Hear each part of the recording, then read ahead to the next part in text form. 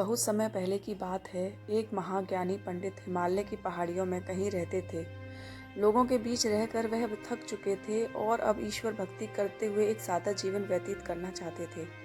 लेकिन उनकी प्रसिद्धि इतनी थी कि लोग दुर्गम पहाड़ियों, सक्रिय रास्तों, नदी, झरनों को पार करके भी उससे मिलना चाहते थे।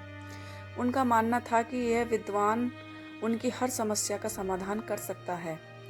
इस बार भी कुछ लोग ढूंढते हुए उनकी कुटिया तक आ पहुंचे। पंडित जी उन्हें इंतजार करने के लिए कहा।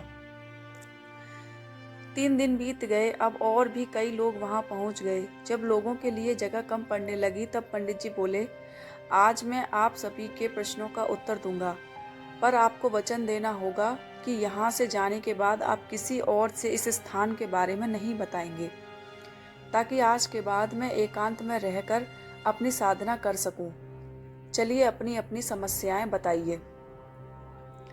यह सुनते ही किसी ने अपनी परेशानी बतानी शुरू की, लेकिन वह अभी कुछ शब्द ही बोल पाया था कि बीच में किसी और ने अपनी बात कहनी शुरू कर दी।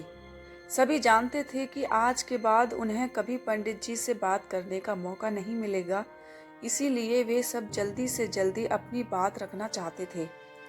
कुछ ही देर में वहां का दृश्य मछली बाजार जैसा हो गया और अंततः पंडित जी को चीख कर बोलना पड़ा, कृपया शांत हो जाइए। अपनी अपनी समस्या एक पर्चे पे लिखकर मुझे दीजिए। सभी ने अपनी अपनी समस्याएं लिखकर आगे बढ़ा दी। पंडित जी ने सारे पर्चे लिए और उन्हें एक टोकरी में डालकर मिला दिया और बोले, इस टोकरी को एक दूसरे को पास कीजिए। हर व्यक्ति एक पर्ची उठाएगा और उसे पढ़ेगा।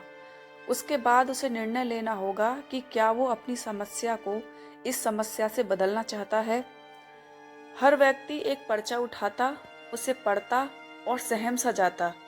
एक एक करके सभी ने पर्चियां देख ली, पर कोई भी अपनी समस्या के बदले किसी और की समस्या लेने को तैयार नहीं हुआ। सबका यही सोचना था कि उनकी अपनी समस्या चाहे कितनी ही बड़ी क्यों ना हो, बाकी लोगों की समस्या जितनी गंभीर नहीं है। 2 घंटे बाद सभी अपनी अपनी पर्ची हाथ में लिए लौटने लगे। वे खुश थे कि उनकी समस्या उतनी बड़ी भी नहीं है जितना कि वे सोचते थे। ऐसा कौन होगा जिसके जीवन में एक भी परेशानी ना हो? हम सभी के जीवन में समस्याएं हैं। हमें इस बात को स्वीकार करना चाहिए कि जीवन है तो छोटी बड़ी समस्याएं आती ही रहेंगी। ऐसे में दुखी होकर उसी के बारे में सोचने से अच्छा है कि हम अपना ध्यान उसके निवारण में लगाएं।